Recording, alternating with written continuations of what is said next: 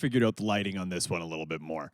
All the previous ones that I've done in this new sort of set, I had the lighting very high and off to the side, so it was giving me this sort of spooky, mysterious man vibe, which is not, it's not really what I want. I don't want it. It was my eyes were getting completely blocked out, and I was starting to look a little bit like a old skeleton of a pirate captain that's been lost in some sort of Goonies-esque cave for years because I sealed myself in there with all my treasure. Which is what I would do if I was a pirate. I like this whole idea of burying your treasure on an island, and then you mark an X there and you put it on a map and you carry that map around with you. And also, why would you need, if you're the one who left it there, the only reason you would ever have a treasure map if you were a pirate is so other people could find it. And so that seems a little kind of counterintuitive to me. But if I was a pirate captain, what I would do is I would sail my boat into a cove, and then I would use dynamite and my cannons to seal up that cove. And then I would just stay on my boat forever. I'd sail in there with enough kind of salted pork and navel oranges, the traditional pirate lunch, and I would just stay there forever until, like, you know, a team of outsider, outcast, nerdy kids found it on an adventure. And then I would curse those kids and I would haunt them for years to come. They would be trying to, you know, go to prom. They're getting out there. They're like, oh, we're gonna go to prom and we're gonna have the most magical night of our lives. We might even get a French girl in the back seat of our car. And then they find, oh, they get young Tammy Dobrik, and the hottest girl in school, and they get her back into their backseat of their car. And then as they're in there making out, I just pop out of the trunk like, "Yar, you stole my treasure!" And I frighten them. And then that's my retirement plan. At least I never worked a job that had a pension. So what I've done is just accumulated a lot of chests of gold. And through various things, it's not important how I got those chests of gold, but I have them. It's not important what's stamped in those chests of gold. Please don't trace my chests of gold.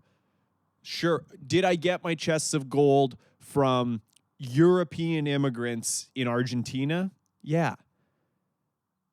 Is it Nazi gold? Maybe. I prefer to think of it as pirate gold because I stole it from them. And that's, you know, a pirate stealing Nazi gold. Pirates are gonna steal. That's what they do. So I think we can all agree if pirates have to steal, stealing from Nazis who escaped justice in Argentina is probably, that's kind of the best case scenario, I would think. Like, there's a lot of people out here who they want pirates to just, you know, they want them to be Captain Jack Sparrow. They want their pirates to be kid-friendly and fun and kind of seem a little drunk. And they want them to stumble around and wear a bunch of rings and, like, have beads in their hair and always be squinting and be like, oh, where's the rum? They want that, but they want to ignore the fact that pirates have to steal to survive. And I'm offering a compromise. Yes, pirates have to steal to survive. What if those pirates stole from Nazis who escaped justice? And the nice thing is that's kind of its own money laundering system, because now the gold is not Nazi gold anymore. Now it's pirate treasure. And now you can spend that and you don't have to feel bad. As long as it's been once removed from Nazis, gold is fine. Gold is fine to use. Coming this fall to Amazon Prime, Nazi robbing pirates. I think you would have all the pirates would be Jewish. And it would be sort of like it would be like Hunters, essentially like Hunters on Amazon Prime, if they were all seafaring and only for some reason interested in taking the money back from the pirates and not in, like, bringing them to justice. It is actually, these pirates might not be as heroic as I was originally picturing them if they are going to steal money from Nazis, but then not turning those Nazis in. They're just like, you can stay out here living on your own in the free, hair Nazi, but I'm taking your gold with me. And I mean, you're taking away wealth from Nazis, so you are giving them less resources with which to commit Nazism, to commit Nazi acts, to Nazi it up. So that's good. Like, those pirates are doing something heroic there for sure by just limiting the amount of resources that these Argentinian Nazis have. But I think these pirates, they then have all this gold that is, of course, still printed. You know, it's got the stamps on it. And I think that's why these pirates, I think that's why the pirates wind up locking themselves into a cove and then blowing it up with dynamite and sealing themselves in there, is because they've got chests upon chests upon chests of Nazi gold. And where do you spend that? Switzerland, I suppose. I think you could draw. Can you imagine being a banker at just like a regular old bank, and someone comes in with a parrot on their shoulder and a giant floppy hat, and they have just 1,400 kilograms of gold that's all stamped with swastikas? And you're like, how long would it take you to notice they're pirates? Because, like, you would be forgiven if someone came in with just like $8 million worth of Nazi gold.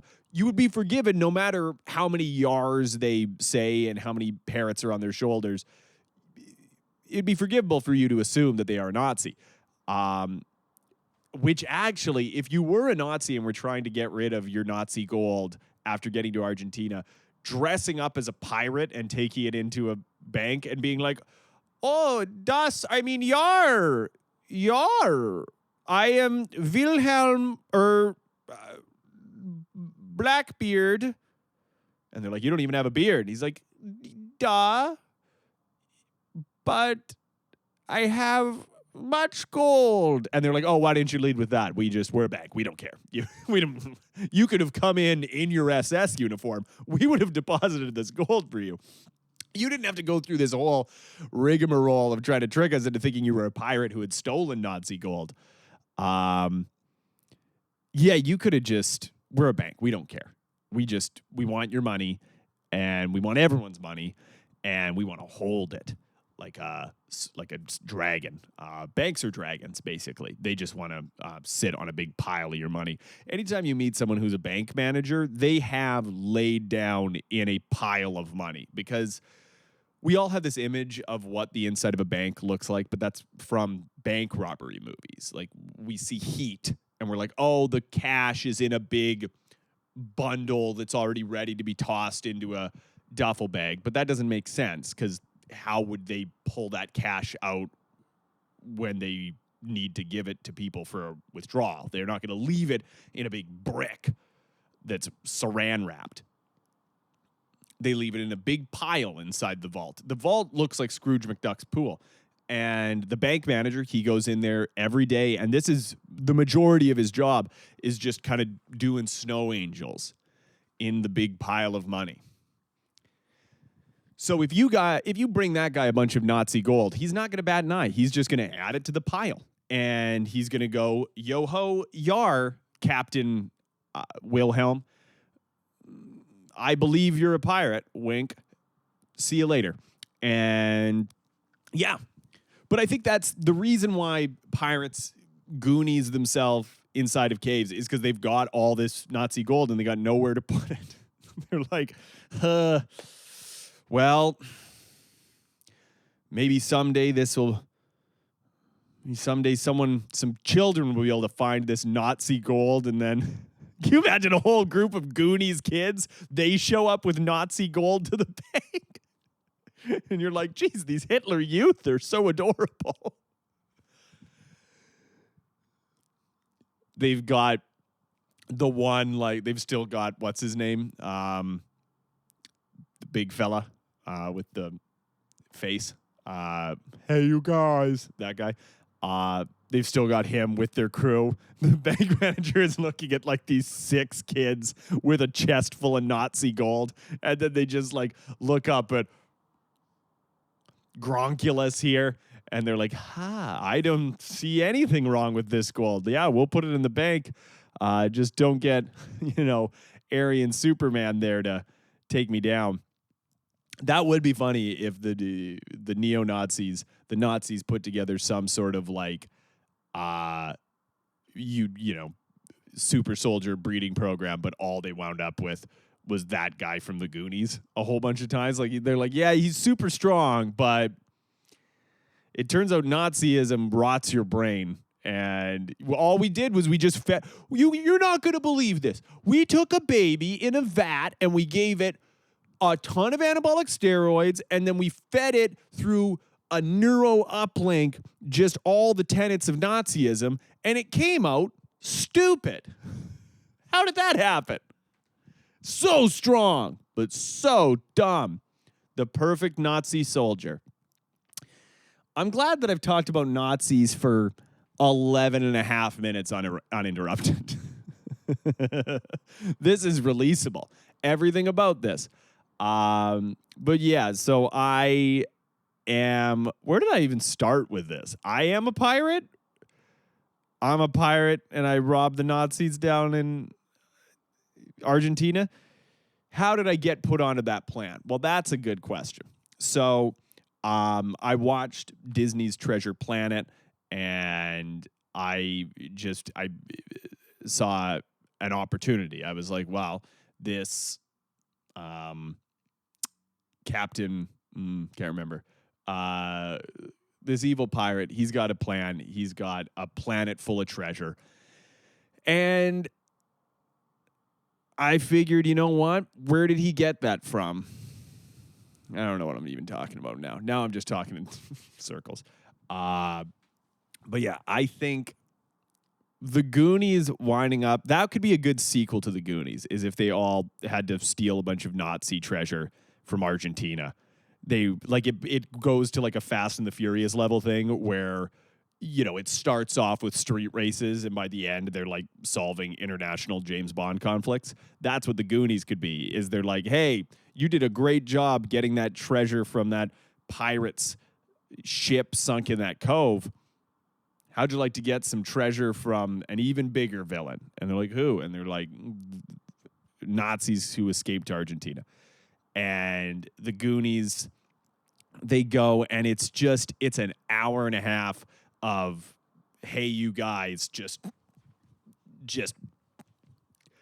knocking Nazis right in the jaw. And it wins every Oscar, and it makes $500 billion at the box office. It does 250 avatars. And it's because, very simply, everyone likes pirates.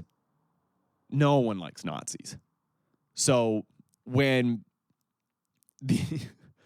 people see these kids robbing pirates, they're like, I can't get on board with this. I love pirates, Captain Jack. But when they see them robbing Nazis down in Argentina, they want to vote with their dollars as consumers, and they want to see more of that. And so then you've got a whole cinematic universe of the Goonies just becoming Nazi hunters. Are any of the Goonies in Hunters on Amazon? No, right? No. That would have been a good role for, what's his name from Everything Everywhere. Would have been a good call. But, alas, he was busy. He was busy being everywhere, everything, all at once.